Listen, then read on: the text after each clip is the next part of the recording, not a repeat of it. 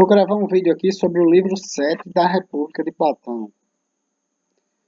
Sócrates começa falando: imagine a maneira como segue o estado de nossa natureza relativamente à instrução e à ignorância. Imagine homens numa caverna subterrânea com entrada para a luz. Esses homens estão aí desde a infância, acorrentados, de modo que não podem se mexer e só ver o que está diante deles. Não podem nem voltar a cabeça. A luz chega-lhes de uma fogueira acesa numa colina que se ergue por detrás deles. Entre o fogo e os prisioneiros passam uma entrada ascendente. Imagina que ao longo dessa entrada está construído um pequeno muro, blá blá blá blá blá blá. Agora imagina, ao longo desse pequeno muro, homens que transportam objetos de toda espécie. Homens, estátua, pedra, madeira, etc. Uns falam e outros seguem em silêncio. Aí ele diz: assemelham-se a nós, e para começar, achas que numa tal condição eles tenham alguma vez visto de si mesmo o seu companheiro?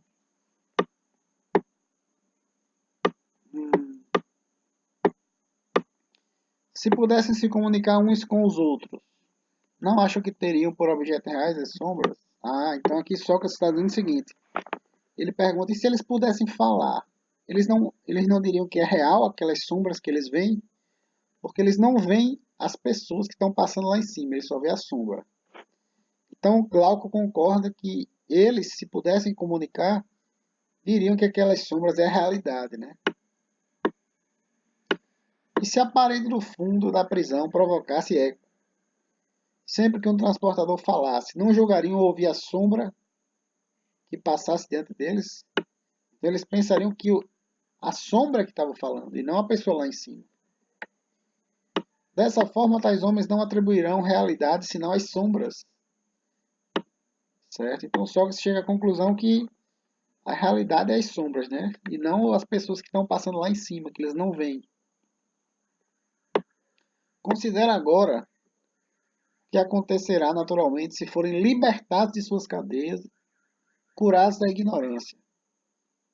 Que se libertam desses prisioneiros, que seja ele obrigado a endireitar-se, voltar o pescoço e erguer os olhos para a luz. Ao fazer todos esses movimentos, sofrerá e o deslumbramento impedi-lo-á de distinguir os objetos que antes vinha às sombras.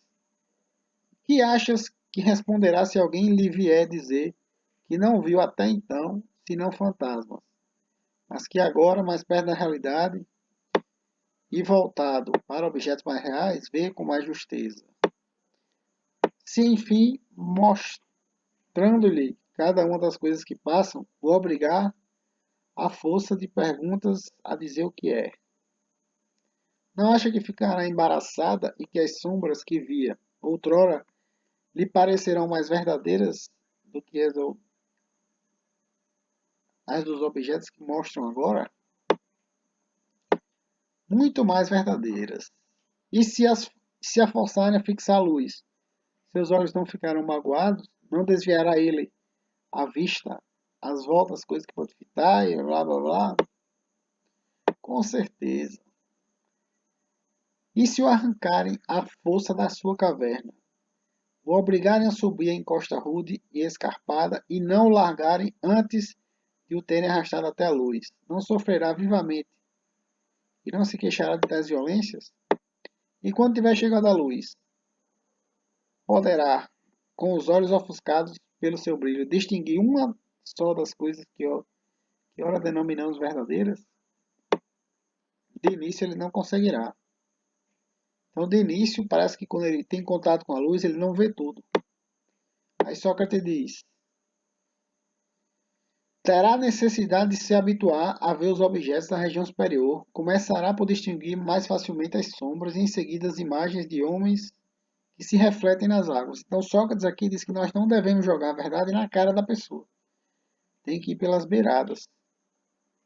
Por último, os objetos. Primeiro as sombras, depois o reflexo na água e depois o objeto propriamente dito, porque senão ele vai machucar a pessoa. A verdade vai machucar a pessoa.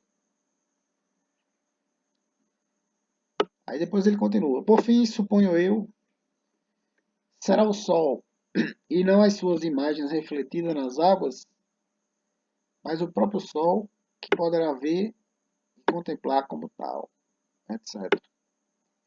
Depois Sócrates diz, depois disso poderá concluir a respeito do sol, que é ele que faz as estações, os anos, etc.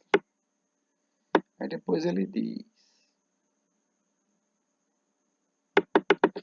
lembrando-se de sua primeira morada, da sabedoria, que aí se professa, e daqueles que foram seus companheiros de cativeiro, não achará que se alegrará com a mudança e lamentará os que lá ficaram? Com certeza. Aqui vem a parte boa. E se então distribuíssem honras e louvores e tivessem recompensas para aqueles que a percebessem com o olhar mais vivo da passagem das sombras, que melhor se recordasse das que costumavam chegar em primeiro ou em último, ou virem juntas, e por isso eram mais hábeis em adivinhar sua aparição, e provocasse a inveja daqueles que entre os prisioneiros são venerados ou poderosos. Ou então, como o herói Homero, não preferirá mil vezes um simples criado de charrua a serviço de um próprio lavrador e sofrer tudo no mundo a voltar às antigas ilusões e viver como vivia? Preferirá sofrer tudo a ter que viver dessa maneira.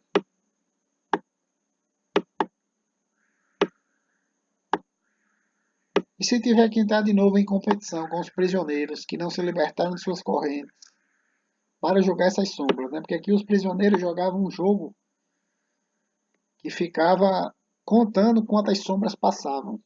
E aí o que adivinhasse melhor ganharia.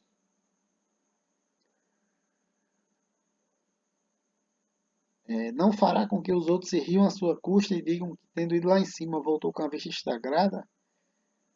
Não para.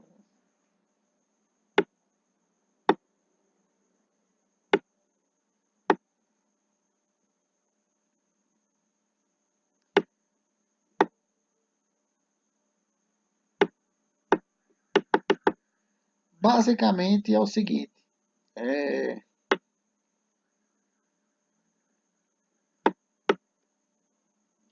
Sócrates, ele diz que o cara, quando vai para a verdade, quando chega na verdade, ele não quer mais jogar o jogo, as honrarias e louvores que os que estão na caverna se dão entre si. Ele só quer saber da verdade. É basicamente isso aqui. Eu não gostei muito dessa tradução. Eu já li isso aqui em outros livros, outras traduções. Ficou um pouco mais claro, mas aqui é basicamente isso, né? Se distribuíssem honras e louvores, se tivessem recompensas para aquele que apercebesse a passagem da sombra, né? E é basicamente isso, né? Então, o filósofo ele não quer as honrarias que as pessoas normais querem. É basicamente isso que ele está querendo dizer aqui.